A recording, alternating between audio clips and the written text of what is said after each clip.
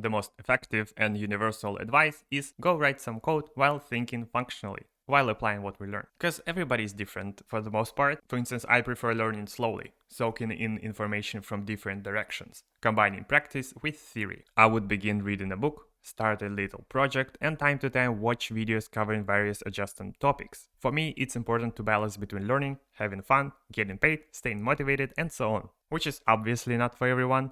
However, I don't live in a bubble and see what works and what doesn't, so I can share a few tips and resources. Say you're writing JavaScript at work, learn some function programming here or somewhere else, and craving more. Because vanilla JavaScript is quite limited, you probably have to expand and make some choices. One option is to try Elm or PureScript, stay on the front-end side with function programming level cranked up. Note that this is going to be hard to sell at work. If you have energy or some leverage at work, you can pitch those, but it's probably easier to start with a pet project at home. If you want functional programming at work, you can bring functional programming libraries or maybe TypeScript. Actually, now that I think about it, I see that I cannot really vouch for this, so let's zoom out to a bigger picture with no specifics. If the language you're already using or learning allows you to explore and dive deeper into functional programming, great. Look around or ask around for good resources and stuff. Otherwise, it might be a good time to learn a new language. If you want to play it safe, you can choose a multi-paradigm language such as Rust or Scala, but if you want total immersion, you can learn something like OCaml or Haskell.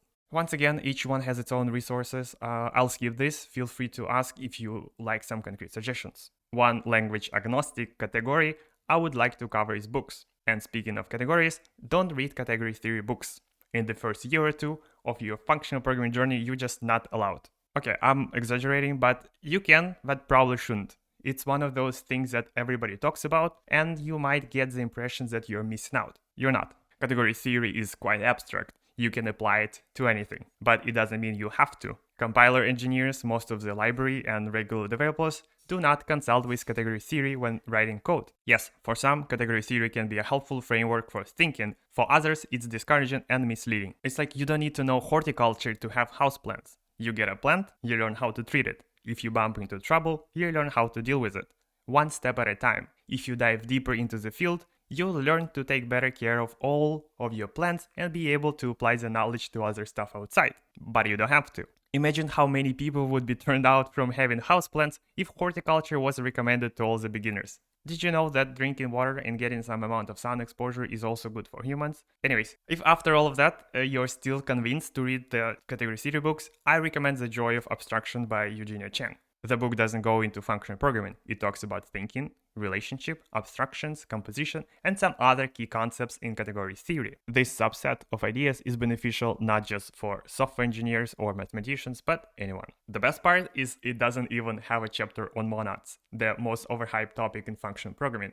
You don't need to know the categorical definition of a monad. Most of the developers don't need it. This information might be useful to like 1 or 2% of functional developers. If you want to improve your coding skills and understanding of functional libraries, I recommend the Red Book, Functional Programming in Scala. You don't need to be a Scala programmer to read this book, but if you are, this book is a must-read. It was one of the most important resources for me that made a lot of the concepts click back in the day. There are 2 other books that I've never read but heard good things about: Functional Programming Made Easier and Grok in Functional Programming.